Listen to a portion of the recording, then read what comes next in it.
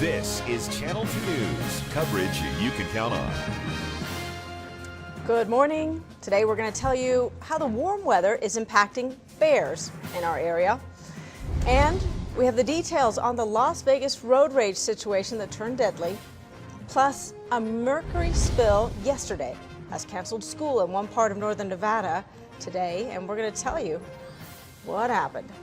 Those stories top your news. It is Friday, February 20th, 2015. Good morning. I'm Andy Guevara. Did I hear Friday? Friday! All right, I'm John Potter. Let's get right into it with the weather. What was the high yesterday, Jeff Martinez? Hey, we did it again 2 days in a row with 70-degree temperatures. Yeah. 70 yesterday. Yeah, then that wasn't a record high. The record was 72 back in 65. We came close. Today will be cooler. Look for 64 for the high, then cooler over the weekend as well. We'll talk about that coming up. Good morning. 60s. Wow, it's a cold snap. Thank you, Jeff.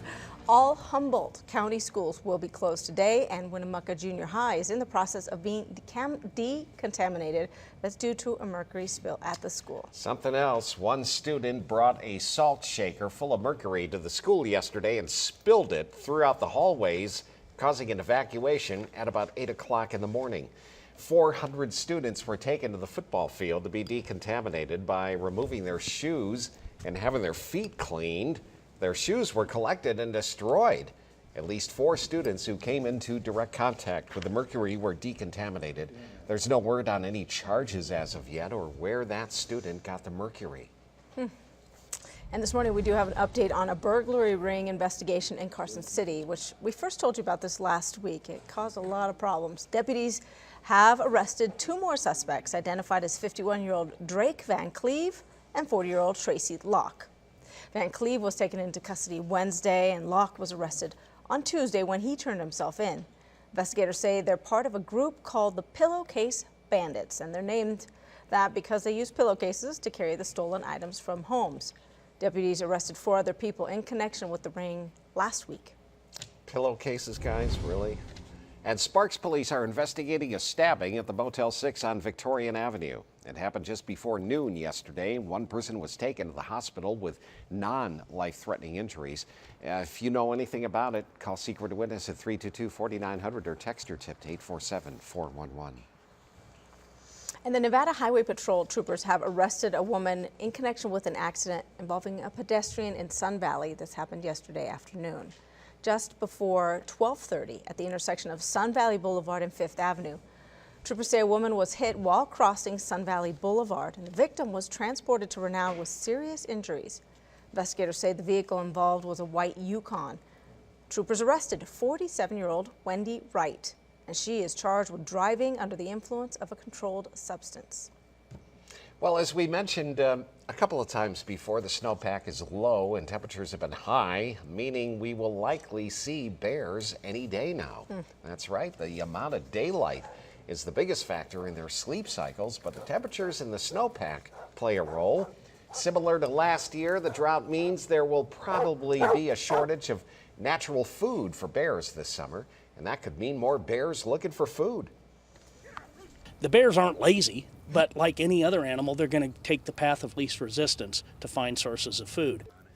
Now, people who live in bear country are encouraged to use those bear-proof garbage containers and reminded never to feed the bears. It's also a good idea to keep the food out of your car and out of your garage too. Yeah, and even your campers, if you park those in your driveway, and you have those stocked they'll tear right through those. They'll rip it open like it's a Christmas present. Yeah. Let's check the forecast this morning. Meteorologist Jeff Martinez. Hey, what do you Jeff. say, Jeff? Hey, John and Andy, good morning to you. Happy Friday. We're looking at another nice day today. Cooler, though, than yesterday. We had a record high, of course, on Wednesday, 70 degrees. We did 70 yesterday. Today will be a little bit cooler, 64 for the high, and our cooling trend continues right through this weekend with 40s on tap by Sunday. Yeah, so get ready for some, normal weather for February. That's right. It's been so warm all of this month. 44 in Lovelock, 33 in Fallon. We have 30 at Winnemucca. Truckee, some foggy conditions, 28 degrees, quarter-mile visibility. Carson City, you're at 37. Minden, 32.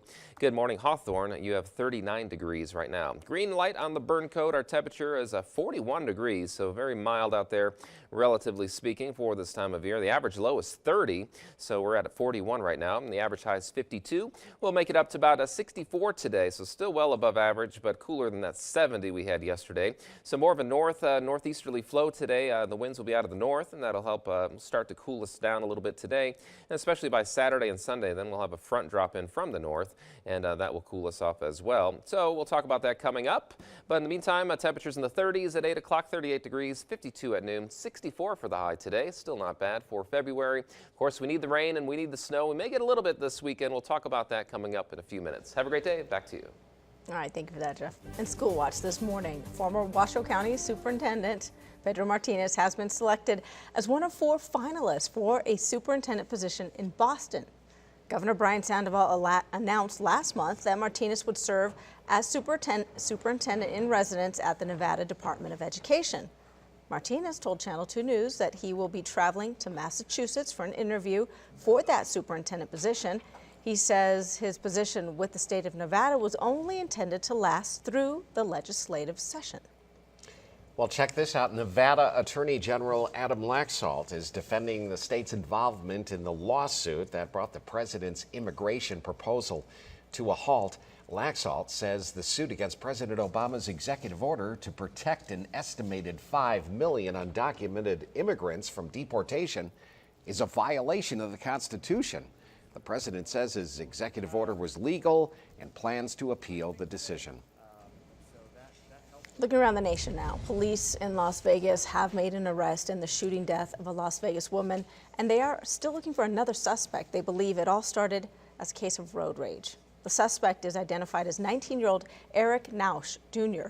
He was taken into custody at a home in Las Vegas. Police say he shot and killed 44-year-old Tammy Myers in her driveway, about a block away from where he was arrested.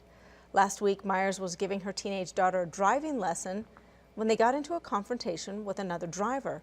And later that day, it escalated and led to Myers being shot in the head. Myers' husband said she knew the young man charged with murder and often tried helping him. Yeah, they lived nearby, and she had helped the kid before. That's an amazing story. Look into our community. Northern Nevada has joined a White House effort to counter violent extremism around the globe. Yesterday, President Obama wrapped up a 3-day summit on the issue, addressing representatives from more than 60 countries. In response, UNR hosted a summit called Muslim Voices Against Extremism. The message was simple: terrorism and any kind of violence has no place in religion. The panel featured professors from Southern California, the University of Nevada, and leaders in the Northern Nevada Muslim community. And they say that religions are not about teaching violence. This is an abnormality. This is accidental. This is not about the essential message of religion. Many agree there needs to be more education on cultures to move forward to peace and acceptance. And students here at Reno High School in Reno are in the middle of an exciting project. Pretty cool. Yeah, they're building tiny, tiny houses. Landon Miller joins us live from the school on Vassar Street and shows us what this project is. Are these houses you can live in? Landon, what are they doing? Heck yeah, they are, John. Of course they're houses you can live in. What kind of question is that? All right, so the idea here this morning, the question, all right, why think big if you can think small? That's the idea behind the tiny house movement. And students here at Ace High School, they are learning some very big things by building small. These advanced building trade students are working hard on a big project, or maybe it's a small project. Tiny houses. And homes they are. Get this, once completed, they'll sell between $36,000 and $45,000. The structures will have all the amenities a normal home has, like a kitchen, a bathroom, a shower, sink, patio, electricity. Skylights, eventually some nice little flat screen TVs, very country. But here's the catch. Try fitting all of that in roughly 150 square feet. The idea for the tiny home came back in 2013, with actual construction beginning that fall. It is, after all, a class. So let's ask this: what does it teach these students? That's a good one. What doesn't it teach them? Clark says the work they do here teaches students math. Yeah. Divide 15 in half. 7.5. 7.5. So you're going to have to go 7.5. Problem solving. Yeah, just take your wrench, push down right. And traits that can be taken right into the real world. Work ethic is huge around here, and it's huge outside of here. Some lessons students say they only learn best with hands-on experience. I'm really liking it, and all the trade programs and the degrees and good jobs you get after school. So. And if you'd like to see one of these homes for yourself or want to learn more about Ace High School, they're actually holding an open house tomorrow morning at 11 o'clock at TMCC's Edison Way campus. That is located at 475 Edison Way. Do not come to the Vassar Street location. By the way, when will these mini casas be completed? Well, how about March 27th? That's when students here will be going to spring break. That's the goal, according to Mr. Clark. We're covering the story live from Ace High School. Landon Miller, Channel 2 News. All right, thank you, Landon. Have you seen those houses? They're pretty cool, and then super popular too. You know what would have made that story, Landon, is if you had tiny people making the tiny houses. They're just That young. would have been a story.